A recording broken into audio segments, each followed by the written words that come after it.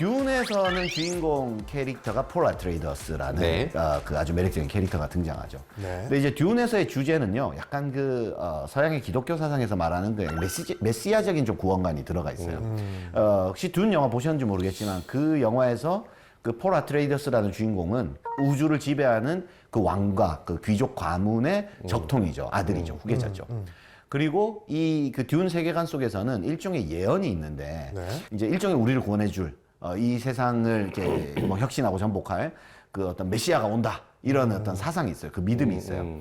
그래서 이 폴 아트레이더스란 주인공이 퀘서츠 헤드렉이 아니냐 하는 게 사실 이 영화의 아주 핵심 주제 중에 네. 하나이죠.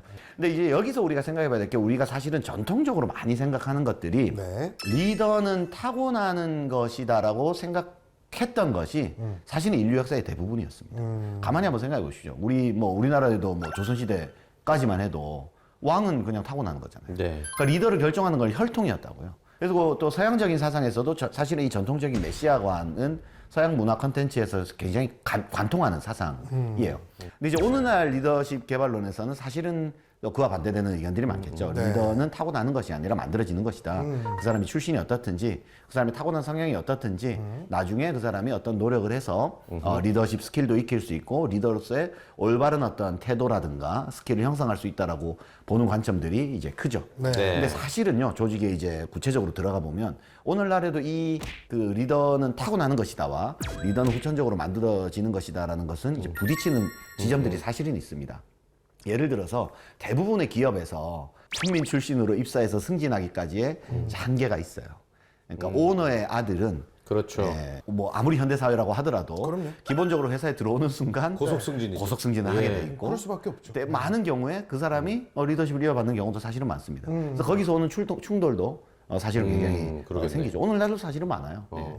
그런데 핵심은 이 듄 영화에서 이제 앞으로 뭐 파트 2가 이제 펼쳐지겠지만 아마도 제 예상에 이 그 듄의 흐름은 이 그 폴 아트레이더스란 주인공은 타고난 일종의 리더의 그 위치에 있는 사람인데 과연 이 사람이 아까 말씀드린 전문성 파워라든지 롤모델 파워를 가지고 있느냐를 스스로 보여줌으로써 그것을 이제 증명해 나가야 될 거예요. 네. 오늘날에도 네. 타고난 리더십이 아니라 네. 자신이 롤모델로서의 노력으로서 결국 자신의 리더십을 증명해야 된다 이렇게 얘기를 드릴 수 있을 것 같고요. 그래서 우리가 뭐 어떤 리더십에 다양한 요소들이 있지만 결국에는 뭐 어느 한 곳이 정답이라고 할 수는 없겠지만 제가 말씀드린 그 이런 사례들을 통해서 나는 어디에서 나의 리더십이 나오게 할 것인가 네. 한번 뭐 생각해 볼 요소로 좀 정리할 수 있습니다. 이것도 대통령 선거를 앞두고 그렇죠. 정말 또 중요한 내용이었던 것 같아요. 그러네요. 지금 우리 국민들을 이끌어갈 리더가 이 모든 리더십을 포용할 수 있는 네. 그렇죠. 그런 인물이었으면 좋겠습니다. 그렇네요. 이 선거하실 때도 한번 참고하시면 될 것 같아요. 네. 포지션이란 거는 네. 결과적으로 이제 대통령이 그렇죠, 되는 그렇죠. 것이 되고 나서 것이고, 생기는 그렇죠. 거고. 그리고 그 사람이 보상 또는 뭐 강제성 그리고 또 전문성. 전문성 그리고 롤모델. 결국에는 롤모델로서의 그렇죠. 어떤 면을 가지고 있느냐를 우리가 보면 네. 다각도로 한쪽에 치우치지 않고 네네. 그 리더십을 평가해 볼 수가 있겠죠. 네. 오늘도 어려운 내용 알기 쉽게 설명해 주셔서 감사드립니다. 네, 고맙습니다.